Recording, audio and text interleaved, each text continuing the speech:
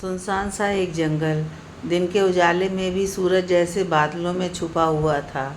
एक भयानक नीरसता छाई हुई थी। बीच बीच में कहीं झींगुर की आवाज़ तो कहीं दूर से आती हाथियों के चिंगाड़ने की आवाज़ माहौल को और भयानक बना रही थी। हे भगवान, क्या करूं? बहुत देर हो रही है, 3 तो यहीं बज रहे हैं। शॉर्टकट लिया ही क्यों? अच्छे खासे ठीक रास्ते से जा रही थी। एक तेज भागती काली कार में एक लड़की कब से बड़बड़ा रही थी। ट्रिंग ट्रिंग, तभी उसका फ़ोन गड़गड़ा उठा। वो लड़की फ़ोन उठाने को ही थी कि अचानक बादल गरजने लगे। घर घर बिजली भी अब पूरी आवाज़ के साथ चमकने लगी थी। अब ये क्या मुसीबत है? कभी फ़ोन तो कभी अचानक ख़राब हुए मौसम को देख वो लड़की झल्ला उठी। फिर फ़ोन बजा। ट्रिंग ट्रिंग, इस लड़की ने जल्दी से फ़ोन उठाया। निकी? हाँ, शायद उस लड़की का नाम निकी था और उधर से कोई पुरुष स्वर था। निकी, कहाँ हो यार? आज पार्टी है, सब आ गए हैं और तुम ही अपनी पार्टी से लेट हो। भला ऐसे कोई करता है? बस पहुँचने ही वाली हूँ। एक तो ये जंगल, ऊपर से बारिश। अच्छा तुम फ़ोन रखो, पिछले 1 घंटे से ड्राइविंग करते हुए तुम्हारा फ़ोन ही उठा रही हूँ। बस जंगल पार करते ही पहुँचती हूँ। निकिता ने जल्दी से फ़ोन रखा और फिर ड्राइविंग पर फोकस कर दिया। इधर खतरनाक जंगल और भयानक हो गया था। सुनसान, खतरनाक, ऊपर से तेज़ बारिश। निकी यानी निकिता खन्ना, एक समाजसेवी करोड़पति पिता की इकलौती बेटी। शादी हुए कुछ ही समय हुआ है। इनफैक्ट आज पहली एनिवर्सरी है। कल से ही पति समर खन्ना कुछ प्लान कर रहा था। घर में एक पार्टी भी रखी थी, पर आज कंपनी में सुबह एक ज़रूरी मीटिंग आ गई। चूँकि निकिता के कोई अन्य भाई या बहन नहीं है और वो ही पिता की इकलौती वारिस है, तो कंपनी की सीईओ भी है और इसलिए आज के ख़ास दिन भी उसे जाना पड़ा। आते समय एक मीटिंग और अटेंड करनी पड़ी। निकिता कभी भी अपने प्रोफेशनल और पर्सनल लाइफ को मिक्स नहीं करती थी। काम के प्रति जुनून और लगन की वजह से ही इतनी छोटी उम्र में बिजनेस इंडस्ट्री में वो जाना माना नाम है। निकिता खन्ना, अपना फैशन हाउस है इसका। पूरे देश में इनके ब्रांड एनके के डिज़ाइन कपड़े पहनना मॉडल्स के बीच क्रेज़ की बात है। समर इसी के फैशन हाउस का एक मॉडल था। एक इवेंट के दौरान दोनों की मुलाकात हुई और धीरे धीरे नज़दीकी बढ़ी और पिता के विरोध के बाद भी दोनों ने शादी कर ली। भला पिता कब तक नाराज़ रहते, आखिर दिल से अपना लिया दोनों को। समर ने भी निराश नहीं किया निकिता के पापा रमेश मेहता को और आज वो उनका बेटा बन गया है। निकिता जल्दी जल्दी गाड़ी चला रही थी। दरअसल चलते चलते एक मीटिंग और आ गई जिसे अटेंड करना ज़रूरी था और आते आते उसे देर हो गई और मजबूरी में उसे जंगल का रास्ता लेना पड़ा। वैसे घर तक पहुंचने के लिए इस रास्ते से दूरी भी कम हो जाती थी और समय तो बचता ही था।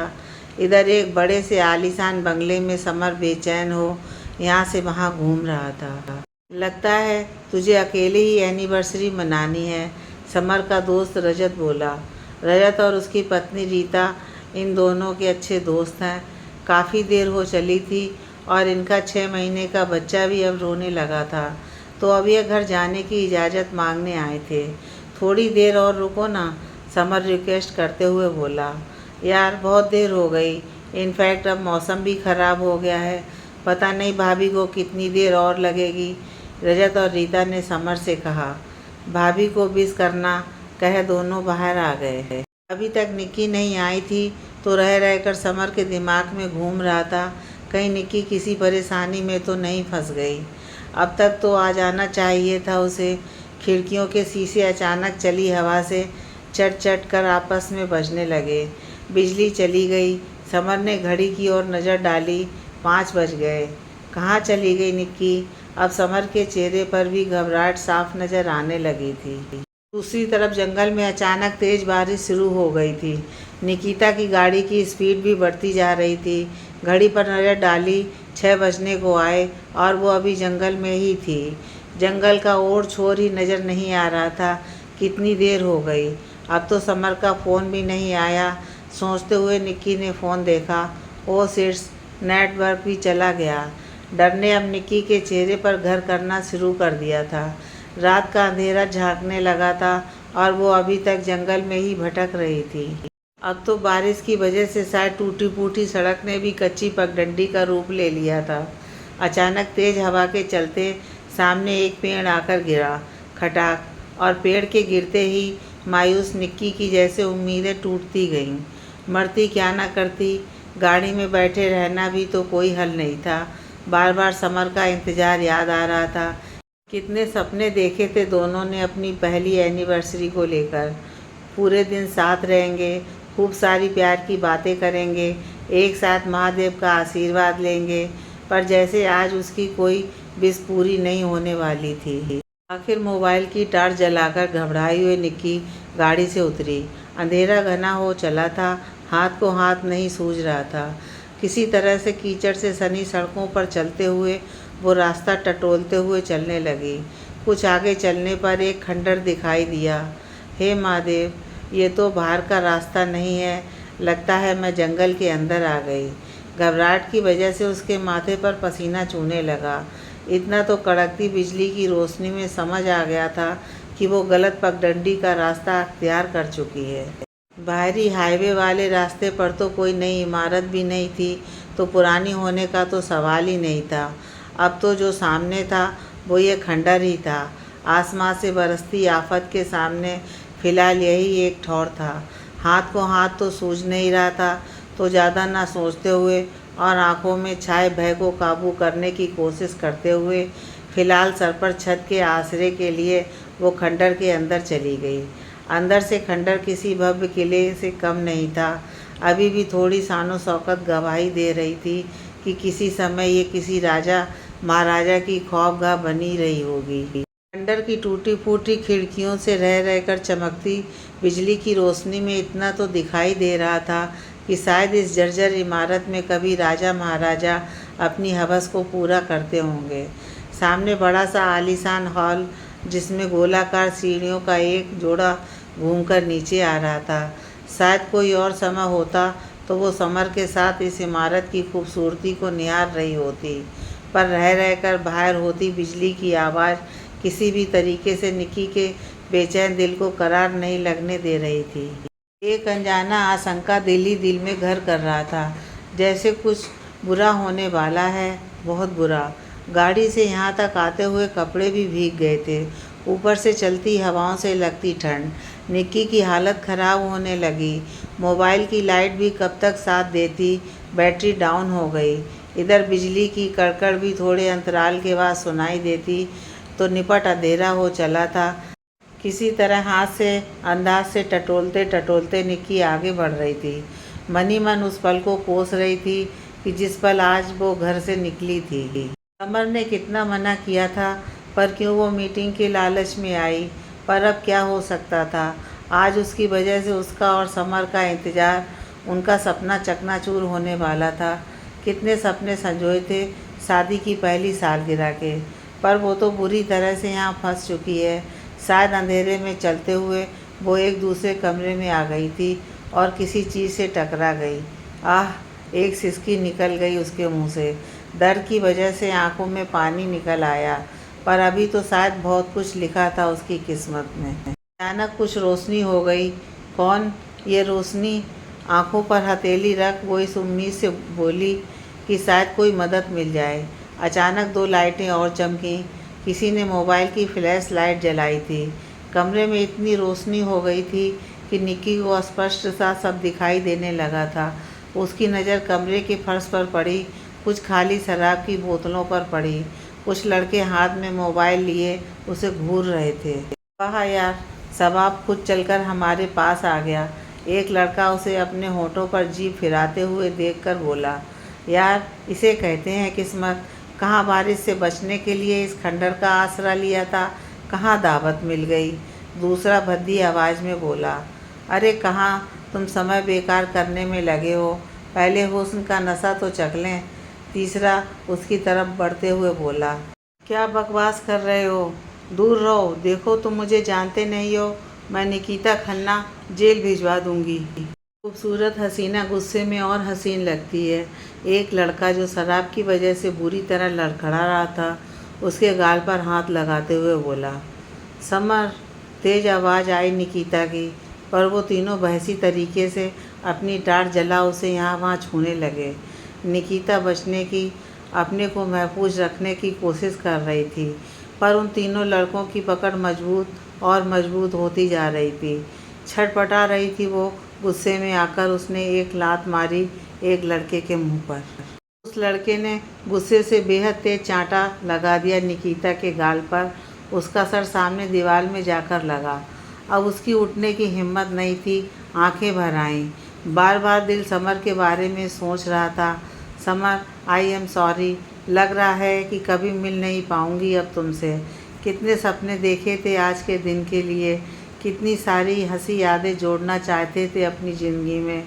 2 बूंद लुढ़क गईं उसकी आंखों से। निकिता ने समर से मिलने की उम्मीद ही छोड़ दी थी। उधर लड़के भयानक अट्टहास लगाए जा रहे थे। उनकी नज़र निकिता के बदन से भीगे कपड़ों से दिखते उसके तरासे हुए शरीर से हट ही नहीं रही थी। निकिता अपने कपकपाते और भीगे हुए सर्द हाथों से अपने को छुपाने की कोशिश कर रही थी। इस समय उसे अपनी बेबसी पर रोना आ रहा था, पर कमज़ोर भी तो नहीं पड़ सकती थी। पर वो तीनों भूखे भेड़िए की तरह इसके अंग प्रत्यंग पर जैसे नज़र गड़ाए बैठे थे। अचानक तेज़ हवा चलने लगी। यह कमरा उस खंडर के काफ़ी अंदर था, फिर भी हवा महसूस की जा सकती थी। खिड़की के दरवाजे ज़ोर से अपने आप टकराने लगे। एकदम लाइट आई, पर फिर चली गई।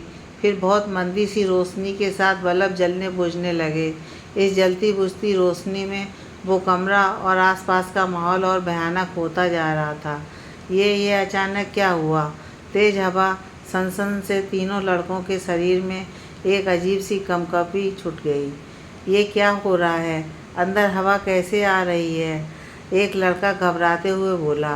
ये तो ठंडी हवा अचानक आई थी, उसमें एक अलग सी खुशबू थी। कुछ ऐसा जिसे महसूस कर एक बार को तो निकिता के हाथ के रुएं भी खड़े हो गए। ये कैसी हवा है? मेरा दम घुटता हुआ सा लग रहा है। दूसरे नंबर का लड़का बेतहाशा चीखा। पहले वाले की हालत भी इससे अछूती नहीं थी। उसकी आंखें इस ठंडी हवा को महसूस कर चौड़ी होती जा रही थीं। ऐसा लग रहा था कि शायद वो हवा आज उनकी आंखों की पुतलियां बाहर निकाल कर दम लेगी। एक बार फिर बिजली कड़की, पर हैरानी की बात कि बिजली केवल कमरे में चमक रही थी। खंडर के बाहर से कोई आवाज़ नहीं आ रही थी। ऐसा लगा कि जैसे बाहर का तूफान अब अंदर आ गया हो। इस रोशनी में एक धुंधली सी परछाई दिखाई दी। अचानक हुई इस तेज़ रोशनी से एक बार सबकी आंखें चुंधिया गईं। निकिता ने भी घबराकर आंखों पर हाथ रख लिया। धीरे से आंखों पर रखी 2 उंगलियों के बीच से जगह बनाकर देखा। उस धुंधली आकृति को अब स्पष्ट नजर आ रही थी। सामने एक लड़का खड़ा था। हल्की नीली शर्ट, ब्लैक पैंट, सेट बाल, क्रोध आंखों में भवक रहा था। तू तू कौन है? यहाँ कैसे? अपनी जान प्यारी है तो भाग जा। एक ने चाकू निकाल लिया था। तू आया कैसे यहाँ पर? लगता है आज सबको मरने के लिए यही जगह मिली है, दूसरे ने अट्टहास करते हुए कहा। उस दूसरे लड़के ने भी अपनी जेब से चाकू निकाल लिया। निकिता घबरा गई और दम साधे उस लड़के के साथ होने वाले व्यवहार की कल्पना करने लगी। डर की वजह से पसीना उसके शरीर पर फिसलते हुए भी एक अनजाना सा खौफ पैदा कर रहा था। चाकू? उस लड़के के सर्द पड़े सफ़ेद होंठ तिरछा मुस्कुराए और एकदम उसने गुस्से से चाकू वाले लड़के को देखा। उसकी लाल आंखों को देख चाकू सरक गया और वापस उसी लड़के के खुद के हाथ में ही लग गया। बाकी दोनों लड़के भी भागते हुए उसकी तरफ आए। एक ने तो अपनी किसी जेब में छुपा हुआ कोई देसी कट्टा भी निकाल लिया था और ज़ोर से भयानक हंसी हंसते हुए उसकी तरफ फायर कर दिया। निक्की डर की वजह से बेहोश हो गई। निक्की, अपने नाम को सुन। निक्की जो अभी तक डर से बेहोश थी, अचानक उसकी आंखें खुल गईं। उसने धीमे से सामने की तरफ देखा। तुम? हैरानी से आंखें चौड़ी करते हुए निक्की ने सामने की तरफ देखा। सामने अंकित खड़ा था। अंकित? अंकित श्रीवास्तव? तुम यहाँ? हाँ, आओ चलें। रात बहुत हो गई है।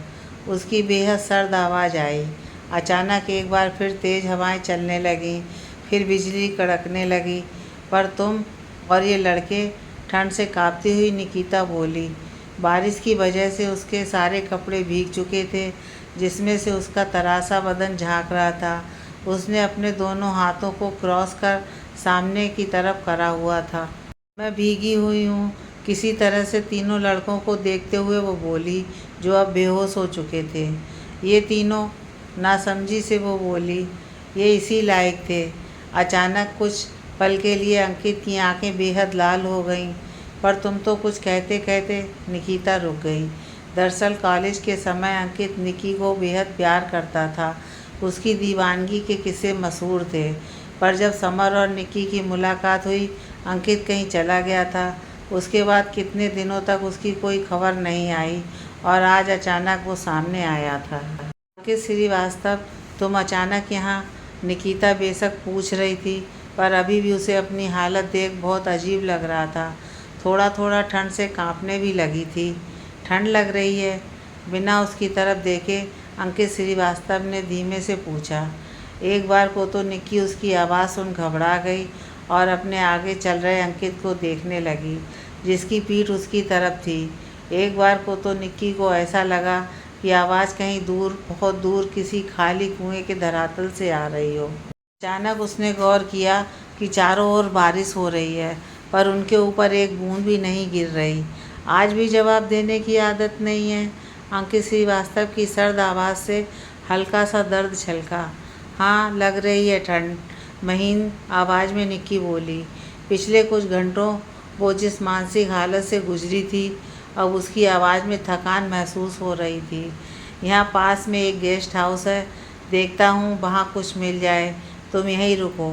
सामने कुछ दूर पर एक टिमटिमाती रोशनी नज़र आ रही थी। पर अकेले? निक्की अब बहुत ज़्यादा घबरा गई थी। कुछ नहीं होगा। जब तक निक्की कोई जवाब देती, अंकित श्रीवास्तव जा चुका था। एक पल के लिए गहरी सांस ले निक्की ने अपनी बंद आंखें खोली तो सामने वो एक साल साथ लेकर खड़ा था। बस यही मिल पाया है, उसकी तरफ साल करते हुए अंकित बोला। निक्की ने साल हाथ में लिया। वो कोई साधारण सा साल नहीं लग रहा था। हल्की रोशनी में भी हाथ में लेते ही उसके मुलायम होने का एहसास हो गया। उस पर बेहद बारीक कढ़ाई की हुई थी। इसकी बनावट उंगलियों से ही महसूस हो रही थी। मंत्रमुग्ध सी निक्की ने जैसे ही साल ओढ़ा, एकदम ठंड जैसे साल की छुअन से ही गायब हो गई और कपड़े जो अभी तक गीले थे और उसे अटपटे लग रहे थे, मानो किसी ने उन्हें फुली ऑटोमेटिक वॉशिंग मशीन में डालकर सुखा दिया हो। खंडर जंगल से काफ़ी अंदर था। निक्की की गाड़ी तो बाहर सड़क पर ही खड़ी थी। चलते चलते बहुत देर हो गई थी। हाथ को हाथ नहीं सूझ रहा था। अब जाने क्यों अंकित के साथ रहने से ना तो निक्की को जंगल से गाहे बगाए आती जंगली जानवरों की आवाज़ से डर लग रहा था और ना ही सुनसान रास्ते या किसी गुंडे बदमाश के मिलने का भय था। अंकित, कॉलेज के फाइनल ईयर से पहले ही कहाँ चले गए थे तुम? तुमने तो ग्रेजुएशन भी पूरा नहीं किया था और आजकल कहाँ हो? और यहाँ अचानक? तुम पिकनिक पर कुछ कहने वाले थे। निक्की अब काफ़ी रिलैक्स हो गई थी, तो कुछ देर के लिए ना उसका दिमाग समर की तरफ था और ना अभी थोड़ी देर पहले हुए वाक़ये की तरफ। बस मजबूर हो गया था कि सब छोड़कर जाना पड़ा। तुम्हारी चीख सुनी तो यहाँ आ गया। तुम्हारी गाड़ी? उसकी गाड़ी की तरफ इशारा करते हुए अंकित श्रीवास्तव की गहरी आवाज़ आई। पर यहाँ? मेरी गाड़ी तो सड़क पर खराब हुई थी और ये तो अचानक बंद पड़ गई थी। अभी आसपास तो कोई मैकेनिक भी नहीं मिलेगा। रात के 2 बजने को आए। क्या करूं? समर भी बहुत परेशान हो रहा होगा। एक बार फिर एनिवर्सरी, घर, समर, सबकी याद उसके पर हावी होने लगी। गाड़ी ठीक है, मैंने अभी अभी देखी थी। अंकित की भारी आवाज़ आई। पर कब? तुम तो यहीं मेरे सामने खड़े हो कब से? एक बार को अब जाकर निक्की की आंखों में उसकी बात सुन घबराहट नजर आई। तुम आज तक वैसी ही हो बुद्धू, थोड़ा मुस्कुराते हुए अंकित बोला। कॉलेज में अक्सर खो जाती थी, चाहे सामने वाला तुम्हारे बैग से सामान चुरा कर ले जाए। याद है एक बार तुम्हारे बैग से तुम्हारे सामने ही ज्योति ने टिफ़िन निकाल लिया था और तुम सामने किसी को देखकर खोई हुई थी। निक्की को हंसी आ गई। तुम्हें याद है अभी तक? मैं समर को देख रही थी। पता है अंकित, समर हमारा जूनियर बाद में मशहूर मॉडल बन गया और अब तुम्हारा पति है। अंकित ने बात पूरी की। हाँ, पर तुम्हें कैसे पता? निक्की हैरान होकर बोली। देश की मशहूर ब्रांड एनके के बारे में कौन नहीं जानता।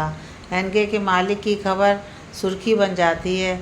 उसकी गाड़ी का दरवाज़ा खोलते हुए अंकित बोला, थैंक यू मेरी मदद करने के लिए। अगर आज मेरी मदद के लिए तुम नहीं आते तो पता नहीं क्या होता। निक्की की आवाज़ भर गई थी। मुझे तो आना ही था, अंकित दरवाज़ा बंद करते हुए बोला। तुम यहाँ जंगल में क्या करोगे? मैं ड्रॉप कर दूँगी या रात को मेरे घर रुक जाना। भयानक जंगल को देखते हुए वो बोली। और अब बारिश बिल्कुल थम चुकी थी। ऐसा लग रहा था कि घटा जैसे कभी थी ही नहीं। रात के 2 बज रहे थे, पर अब जंगल शांत था। डर भी जैसे गायब सा हो गया था। तुम चलो, मेरा घर यहीं पास में है। अंकित हल्का सा मुस्कराया। तुम्हारा कॉन्टैक्ट नंबर? चाबी इग्निशन होल में डालते हुए निक्की बोली, जब तुम्हें ज़रूरत होगी मैं आ जाऊँगा। आराम से जाना, बाय। जल्दी ही मिलेंगे, कहे अंकित श्रीवास्तव हाथ हिलाता है। निक्की भी बाय कर गाड़ी स्टार्ट करती है। गाड़ी वाकई ठीक हो चुकी थी। अंकित के देखते देखते निक्की की गाड़ी नज़र से ओझल हो जाती है। कमाल की बात है, अगले 10 मिनट में निक्की की गाड़ी उसके घर के सामने थी। जंगल तो यहाँ से काफ़ी दूर है। मुख्य सड़क पर आते आते ही आधा घंटा लग जाता है और बस 10 मिनट में मैं घर आ गई। हैरानी से निक्की ने गाड़ी पार्क की। अभी भी उसकी नज़र उस रोड पर थी जिससे वो चलकर आई थी। निक्की, तेरा दिमाग ख़राब हो रहा है। तुझे 1 ही घंटा लगा है। जंगल में जो कुछ हुआ इसकी वजह से तू पता नहीं क्या क्या सोच रही है। अपने सिर पर चपत लगाते हुए निक्की खुद से ही बोली। घड़ी पर नज़र डाली पर वो बंद हो चुकी थी। शायद पानी चला गया है। मोबाइल देखा पर उसकी बैटरी तो पहले ही ख़त्म हो चुकी थी।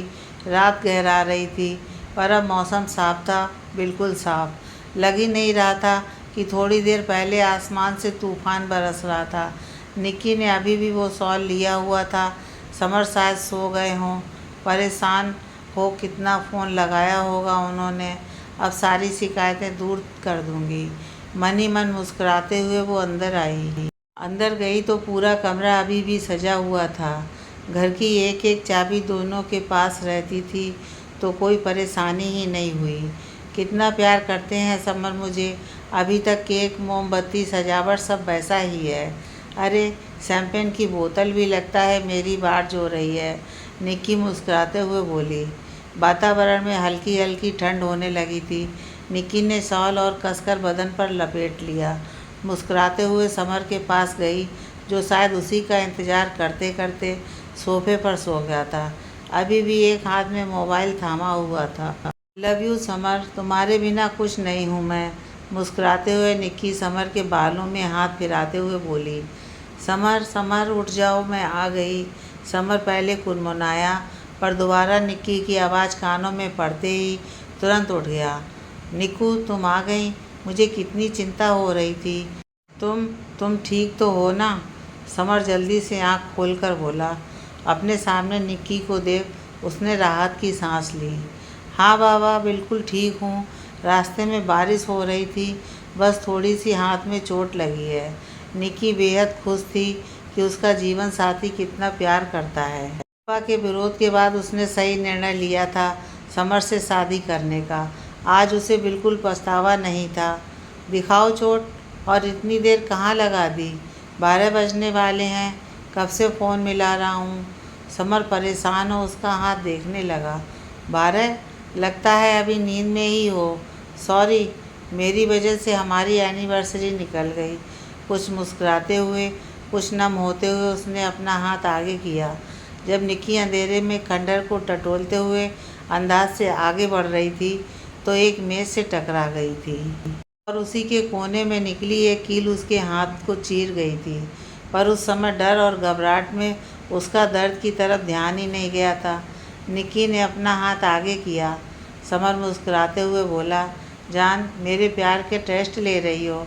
कहाँ है चोट?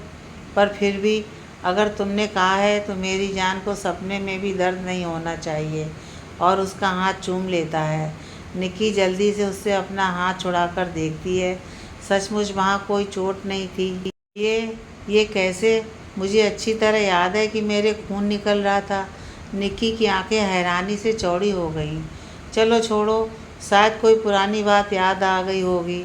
12 तो बज चुके हैं। पर कोई नहीं, अभी आधा घंटा ही ऊपर हुआ है।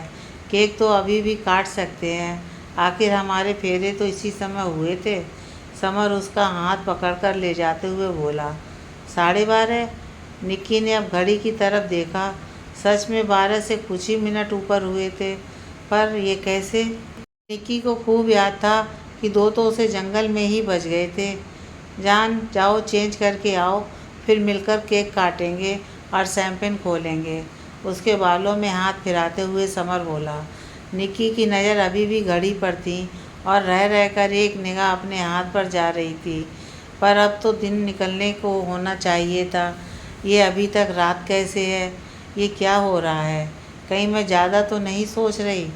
शायद समर ठीक कह रहे हैं, मैं थकान की वजह से कुछ भी सोच रही हूँ।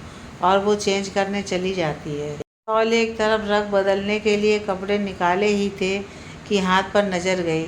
ऐसा लगा कि घाव है। ये फिर से चोट? घबरा गई थी वो।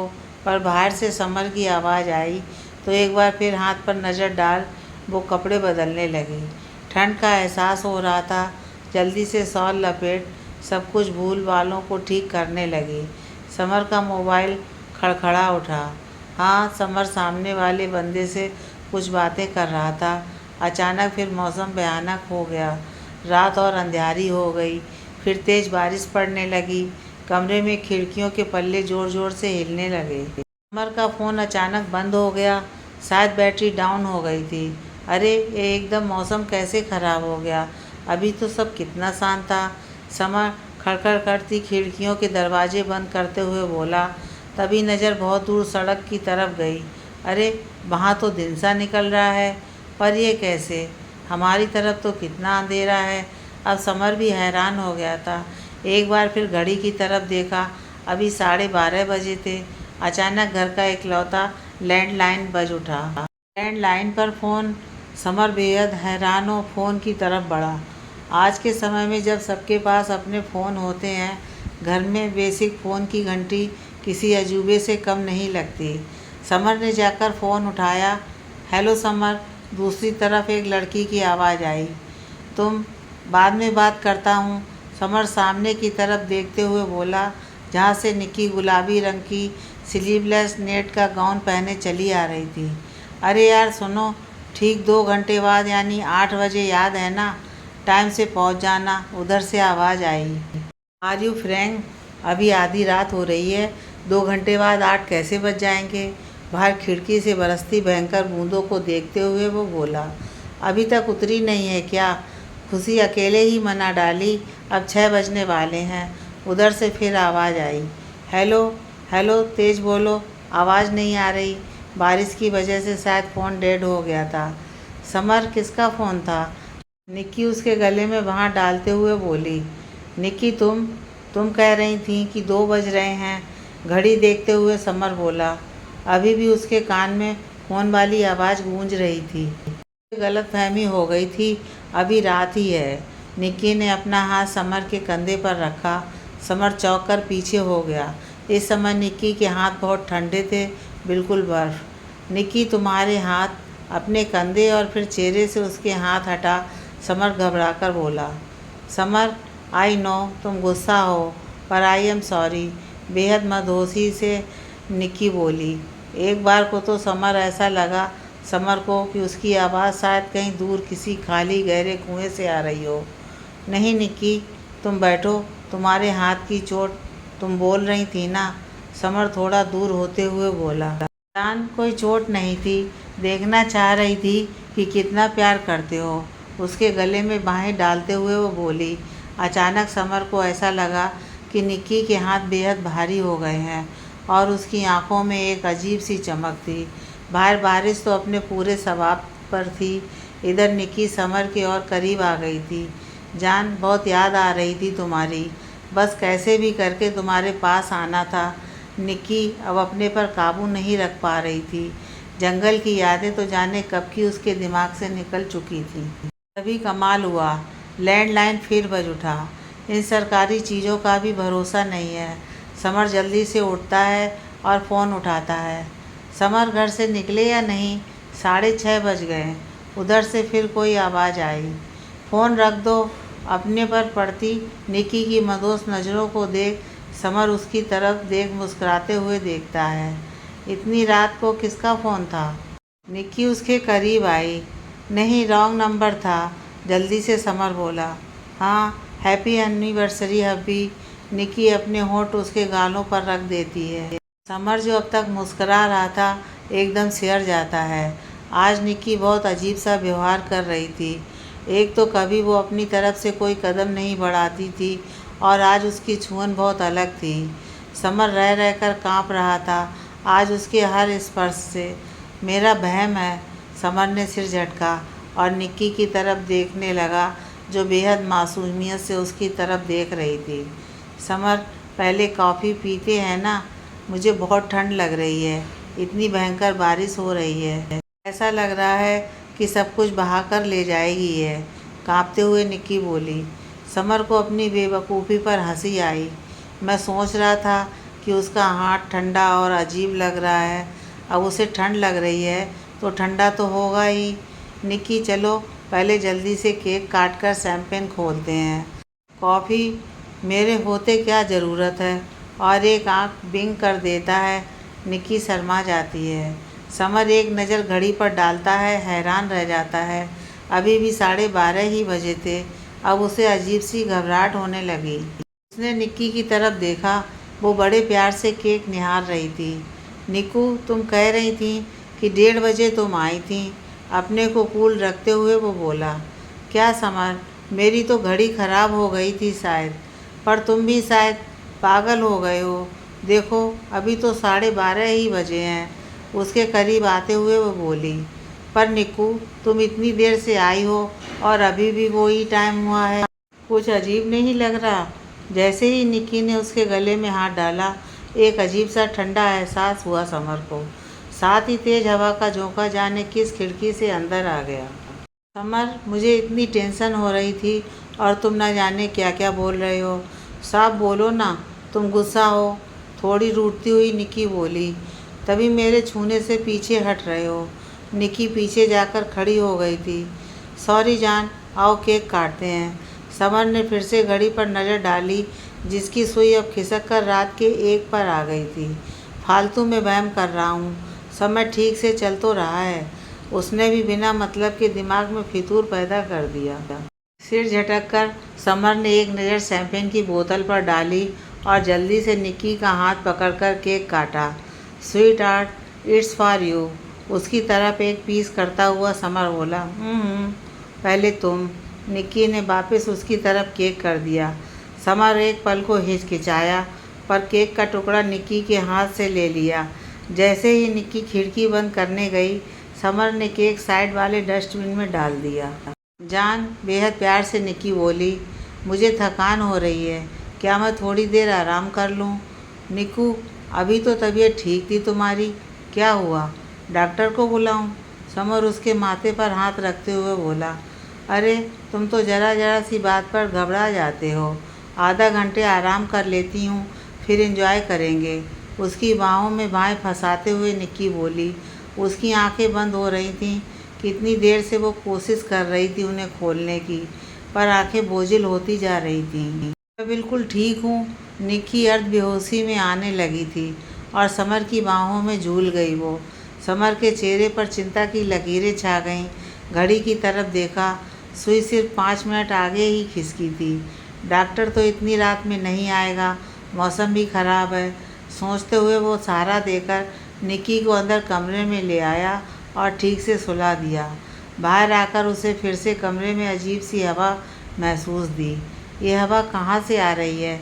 सारी खिड़कियाँ तो बंद हैं। समर ने परेशान हो फिर से एक बार खिड़की चेक की। अब तो दूर सड़क पर चहल पहल और रोशनी नज़र आने लगी थी। समर का सिर बुरी तरह चकरा रहा था। ये क्या हो रहा है? यहाँ तो इतना अंधेरा है कि हाथ को हाथ नहीं सूझ रहा। बारिश ने तो अब ओलों का रूप रख लिया है, ऊपर से बिजली भी आ जा रही है। मोबाइल तो डेड हो ही गया था, अब तो लैंडलाइन ने भी साथ छोड़ दिया है।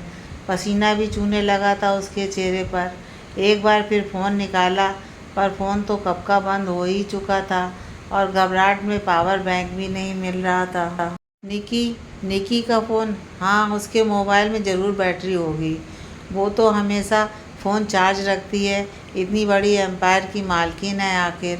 और एक नज़र अंदर सोती निक्की पर डालता है, जो शायद बहुत गहरी नींद में थी, और कुछ सोच तिरछी स्माइल देता है और निक्की का फ़ोन ढूंढता है। इसकी पॉकेट में तो नहीं है। उसकी जीन्स की पॉकेट में मोबाइल देखता हुआ समर अब उसके बैग की तरफ बढ़ गया।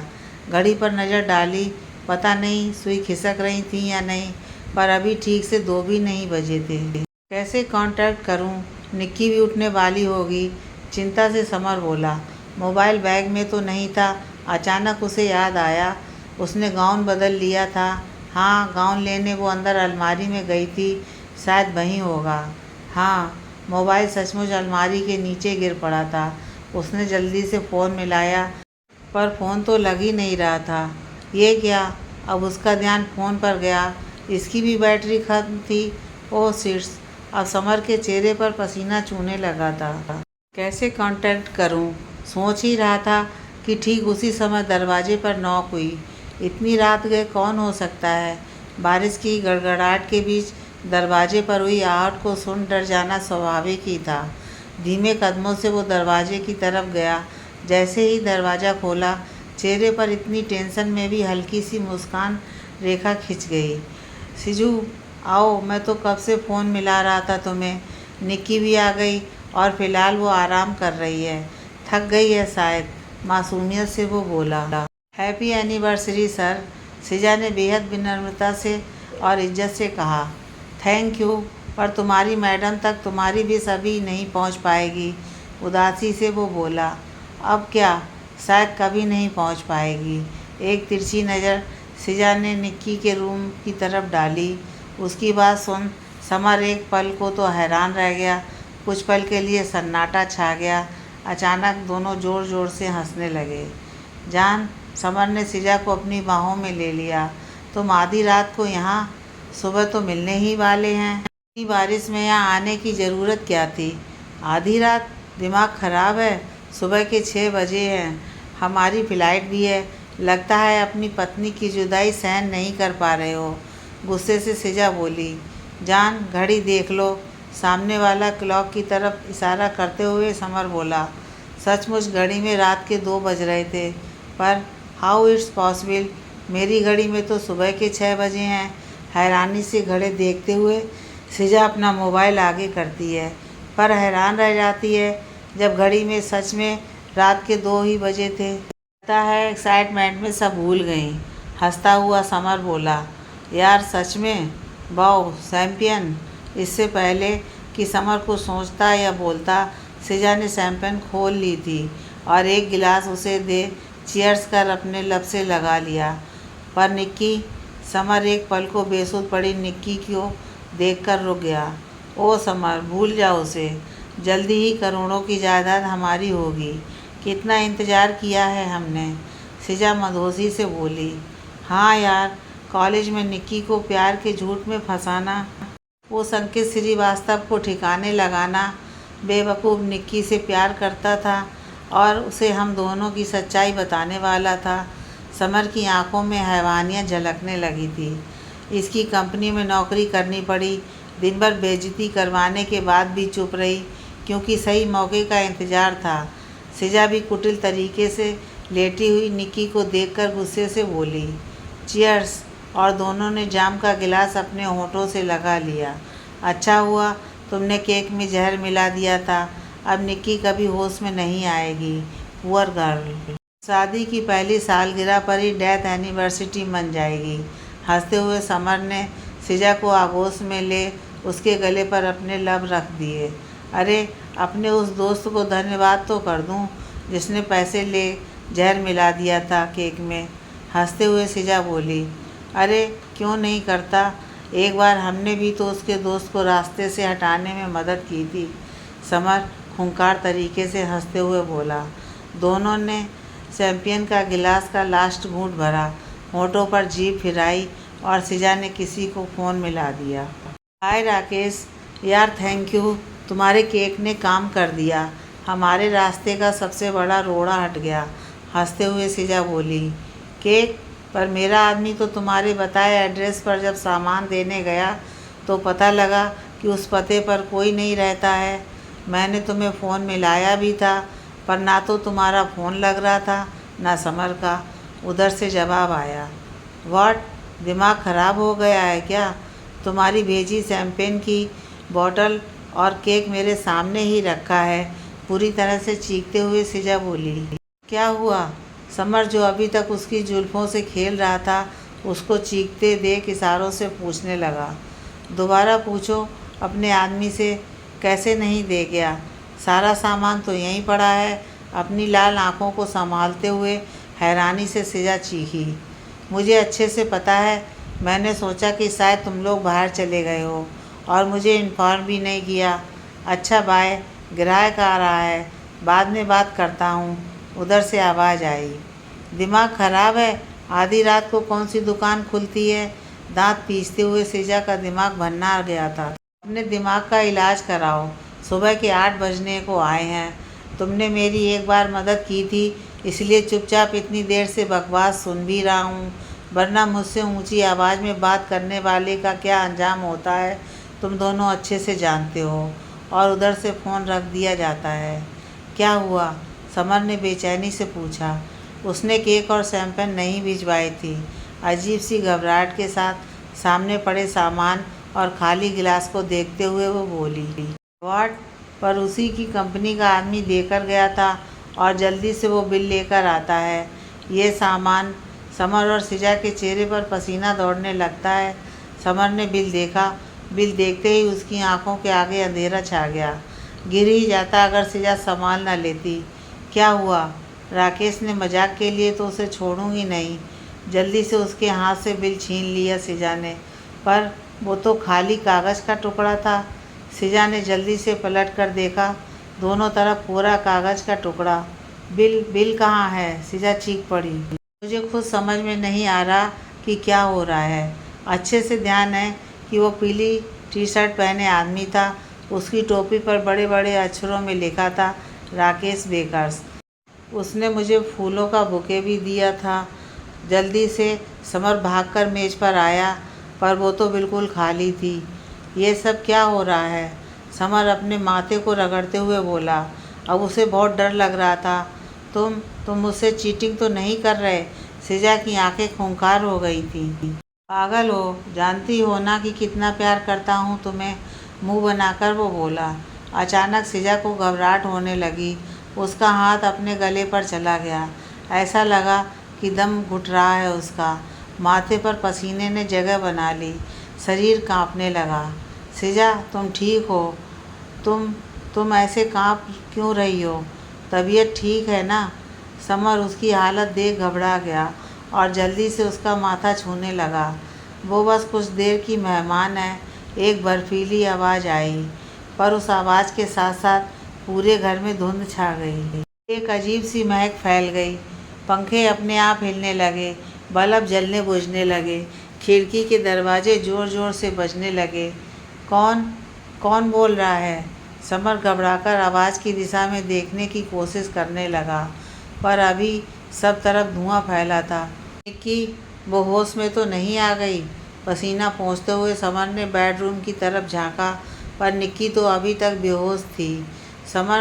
सिजा बेहोश होने लगी थी और उसकी आवाज़ से समर का ध्यान नीचे गिरती सिजा पर गया। जल्दी से उसने बाहों में लिया उसे और गाल थपथपाने लगा। तुम्हें कुछ नहीं होगा, कुछ नहीं होने दूंगा मैं। तभी एक भयानक अट्टहास गूंजता है। इसके लिए इतना प्यार? और वो तो तेरी पत्नी है। अग्नि को साक्षी मानकर 7 फेरे लिए हैं तूने उसके साथ। और वो धुआं धीरे धीरे आकार लेने लगा। तुम कौन हो? और क्या बकवास कर रहे हो? समर की एक नज़र सामने धुएं पर थी और एक नज़र सिजा की उखड़ती सांसों पर। कुछ नहीं होने दूंगा उसे, दूंगा एक मौका उसे बचने का। अब वो धुआं एक लड़के में बदल चुका था। अंकित अंकित श्रीवास्तव। सामने खड़े शख्स को देख समर के चेहरे की हवाई उड़ने लगी थी। हाँ हाँ, याद आ गया। तूने मुझे पिकनिक पर धोखे से नदी में धक्का दे दिया था, तब से ही मेरी आत्मा भटक रही है। और हाँ, ये केक और सैंपल मैंने ही भेजा था। निक्की के केक में नहीं, इस सैंपल में था जहर। और वो ज़ोर से हंसने लगा। बचा सकता है तो बचा ले, अपने को भी और अपनी सिजा को भी। और वो एक बार फिर घड़ी की तरफ देखता है। अचानक कमाल होता है। जिस घड़ी में अभी तक रात के 2 बज रहे थे, अचानक वो सुबह के 7 दिखाने लगी थी। पर हाँ, बारिश अभी भी अपने स्वभाव पर थी। आधा घंटा है तेरे पास। और अंकित श्रीवास्तव की आंखें लाल होने लगी हैं। चेहरे पर अचानक कठोरता झलकने लगती है।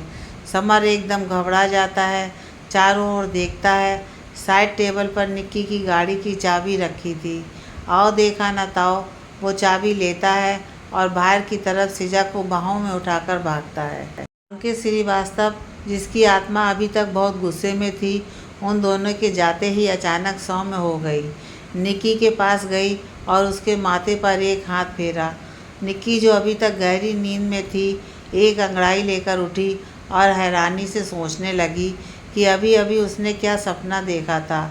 इधर समर को अब अपनी और सिजा की तबीयत की चिंता हो रही थी और वो तेज़ी से गाड़ी चला रहा था। समर, समर कहाँ हो तुम? निक्की परेशान हो चारों तरफ समर को ढूंढ रही थी, पर समर वहाँ होता तो दिखाई देता। पर तभी नज़र नीचे गिरे ब्रेसलेट पर पड़ी। उस पर सिजा लिखा था। सिजा का ब्रेसलेट मेरे घर पर? तो वो सब जो सपना था, वो जो अभी कुछ निक्की को अभी तक विश्वास नहीं हो रहा था, सच था, यहाँ हुआ था। मतलब समर, सिजा और अंकित के बीच की बात सब उसने सपने में देखा था। उसको जहर भरा केक खिलाकर मारने का प्लान, समर की बेवफाई, सिजा का धोखा, उसे तो अब तक विश्वास ही नहीं हो रहा था। नहीं, ये सब झूठ है। निक्की ने अपनी आंखें कसकर बंद कर लीं और ज़ोर से चीख पड़ी। सपने भी कभी सच होते हैं। समर, समर मेरे लिए सरप्राइज़ प्लान कर रहा होगा, खुद से ही बोली निक्की। दरवाजे पर हुई खटखट की आवाज़ ने उसे चौंका दिया।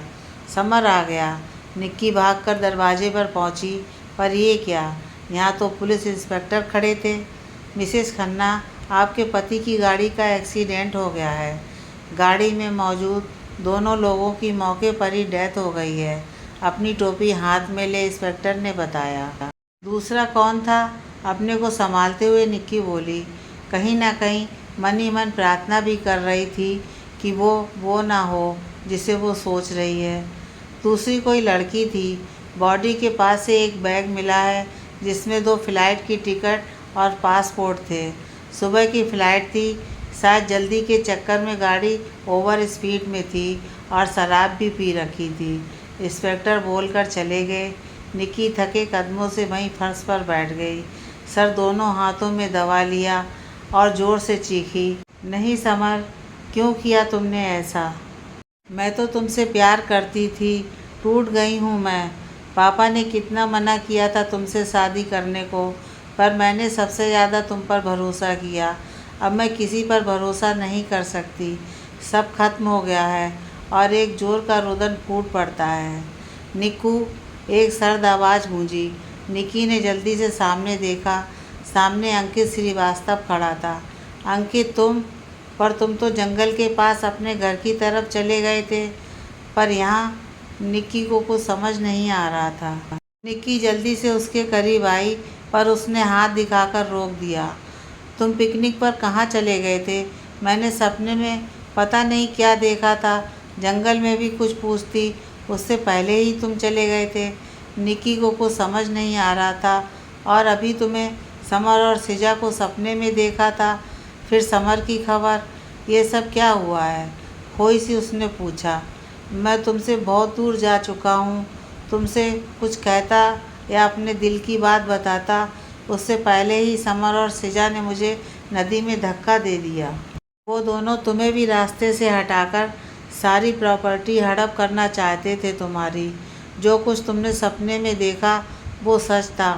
बेहद सर्द आवाज़ आई अंकित की। सन्न रह गई निक्की। अंकित, प्यार तो मैं भी करती थी तुम्हें, पर तुम्हें जब सिजा के करीब देखा तो दूर हो गई थी तुमसे। मुझे कुछ समझ नहीं आ रहा। वो भी इन दोनों की चाल थी। अब मैं चलता हूँ, अपना ख्याल रखना। अंकित वापस परछाई बनता जा रहा था।